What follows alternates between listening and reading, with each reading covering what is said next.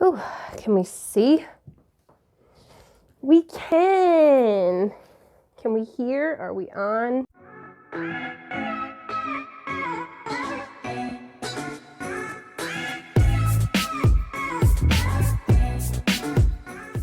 Hey plant fam, welcome back to my channel. My name is Jacqueline. This is not my jungle, this is my living room. But today I'm coming at you in a different spot for a change, and I hope that you like it.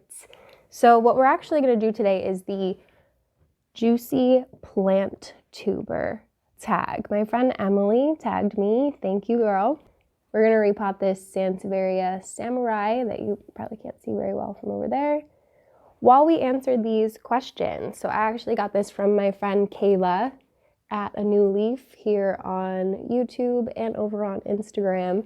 I filmed a whole entire unboxing with terrible audio and had to can it. So I'm not sure exactly what I'm going to do, but I am going to show you guys all the plants that I did get from her because she sent me a lot of cute stuff. So I have the questions here on my laptop, and yeah, let's do it. So I am actually just going to use, I know, don't come at me. I want to use up the rest of my Miracle Grow organic potting mix, and I'm going to be mixing it with some Espoma orchid bark, well, orchid mix, but it's mostly bark. And then I have some perlite and worm castings here. It's my usual thing minus the Miracle Grow. I usually am using Espoma potting mix, which I just got a big bag of in the mail, but I didn't want to open it. So we're using this one today. So first question, what are the 3 most expensive plants you own? What were the prices and do I regret it? So I don't really spend a lot of money on plants. I think the most I've spent on a plant was probably like 40 bucks, 45 maybe. And that would be my Monstera that I have. I think I paid about like 35 or 40 for it. And then my big Hoya Carnosa Crimson Queen, which is one of my favorite plants ever, she was about 35 as well. And then I don't know if any of my plants have costed more than that, to be honest with you. I don't think I've ever spent like $50 even on a plant. Girl, I'm broke. And no, I don't regret any of those plants. I love all of them. So question number 2, what is the most you would spend on a plant? I feel like I just answered that. At this point in time, I think like 50 bucks for like a decently sized plant, because mind you, like my Monstera and my Hoya Crimson Queen are very big. So Crash, what are you doing? He's like running around like a lunatic. It's 11:30. It's almost lunchtime. What are you playing with? Come here. What are you doing? Anyway, yeah, I think 50 bucks at this point in time is the most I would spend on a plant, which is why I don't have a lot of my wish list plants, because I'm poor. So, yeah. Number 3, has your plant collection ever caused issues in your relationships? If yes, please explain. Girl, you really are getting juicy here, aren't you? I'm gonna add some perlite. Oh, can't see me. Has it ever gotten in the way of caused issues in my relationships? No. If anything, I probably just talk about my plants too much, so that's kind of why I started doing this, so that I could like kind of take the burden off of my significant other who doesn't like, not that he doesn't like plants, it's just, you know, no, if you're not into plants, you don't really want to hear about plants all day long. You know what I mean? So, my mom isn't a huge fan. I mean, she loves plants too. She's got houseplants. I was actually considering doing a houseplant tour of her plants and trying to convince her to get on camera and talk about all of her plants, because some of them are older than I am, and they all kind of have their own story. So I just added worm castings. Now I'm gonna put in some extra perlite. And yeah, let me know if that's something you guys would be interested in. And I'm absolutely happy to show you guys her plants, whether she wants to be a part of it or not. So, question number 4, has owning plants interfered with your travel plans? Girl, I hardly leave the tri-state area because I'm poor. So no, we go on vacation as a family every summer for a week, and we didn't go last summer because my brother and his wife had just had a baby, and they wouldn't have been able to go, and we didn't feel right going without them. Just adding in a little bit of this orchid mix here. So I don't know. I haven't gone on vacation yet. You guys have any like tips for leaving your plants alone for a week in the summer? I have someone who comes and feeds my cat, but I highly doubt that they're gonna want to water like 60 house plants in my messy room as well, because my cat is kind of a jerk to people who come through the door, so nobody really wants to do that for free as it is. So I doubt that they would want to also be watering my plants. I'm just need a little bit more. I use this, the spoon, and then I use my hands anyway. I'm such a child. When I was a kid, honestly, I loved playing in the dirt. Like my mom would get mad. She would put me in these like little frilly, stupid, girly dresses that I hated, and then I would just go and play in the mud. Question number 5, have you killed a plant intentionally?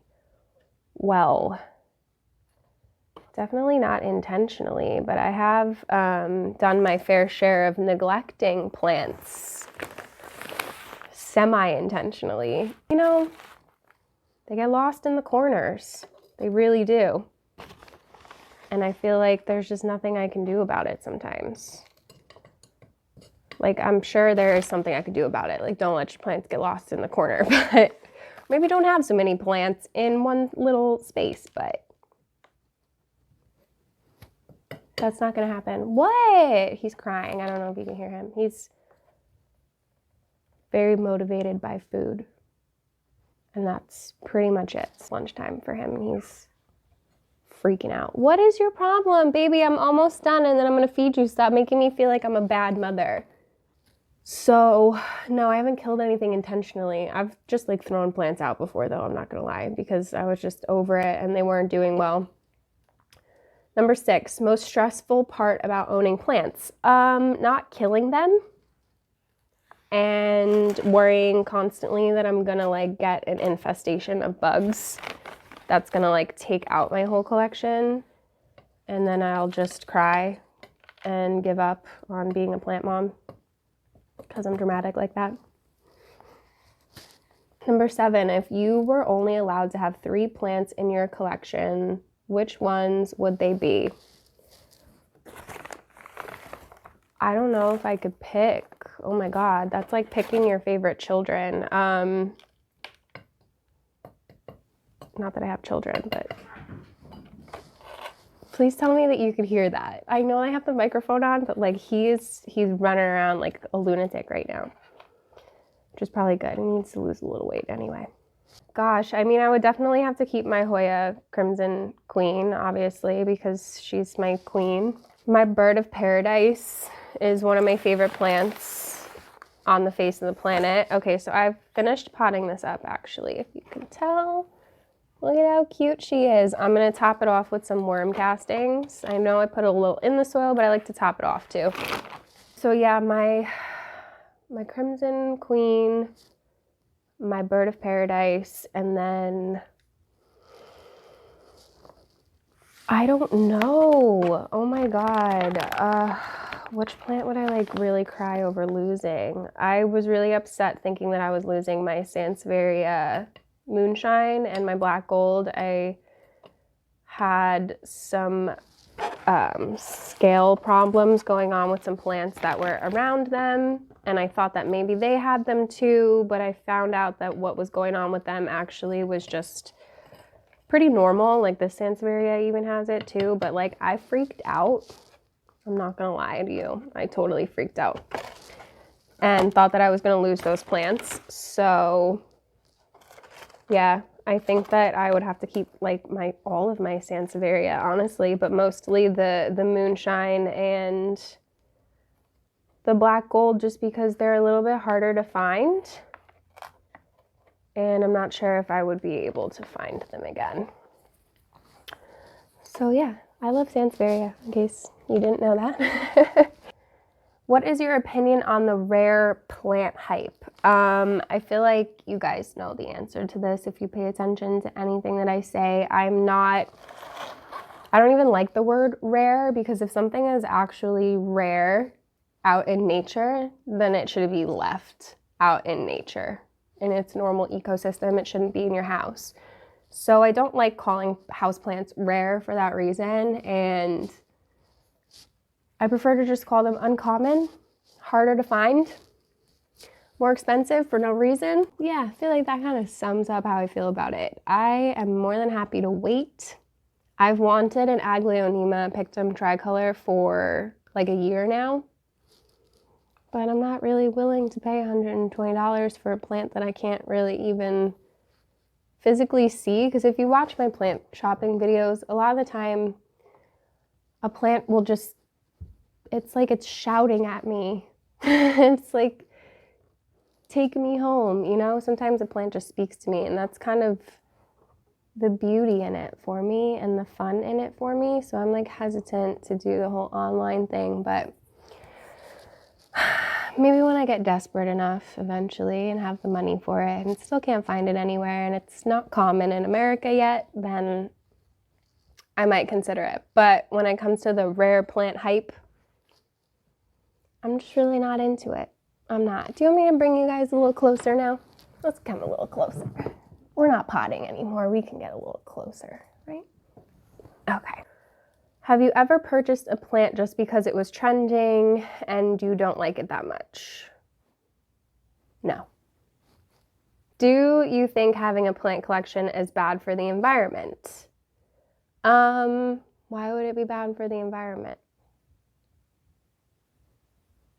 It's good for my environment, like my indoor environment. I notice a huge difference in like my sleeping patterns and like the air quality and all that in my room, like, and just the overall vibe is just more peaceful. So is there something I'm missing? I mean, minus the whole like moss debacle, you know, like not being renewable resource and whatever. And again, like what I said about rare plants, I don't think that they should be in your house. They should be in nature. But otherwise, I don't see why it would be bad for the environment. So last question.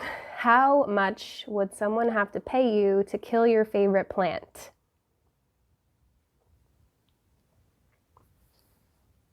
Probably not that much. Like, enough. Like, I'm poor, you know? Because I could just buy another one. I don't have anything that's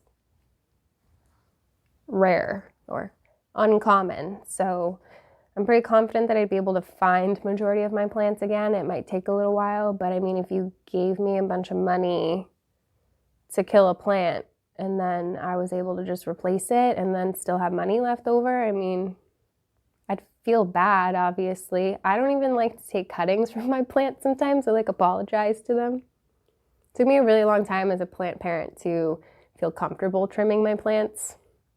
But now that I know that the plants like it to a certain degree, I don't feel as bad about it. But yeah, I don't know, I just feel like I'm hurting them. But I'm a little bit too compassionate for my own good in that sense. So that is it. That's all the questions.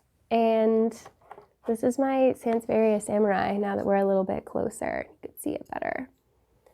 I am so thankful for you guys watching this. I hope that you enjoyed it. Oh, I gotta tag people. I'm tagging Pam at Pam's Pretty Plants and Nicole at My Clean Leaves, because I genuinely want to know your guys' answers to these questions, because I feel like y'all have been plant parents for longer than I have, and your answers are probably way juicier.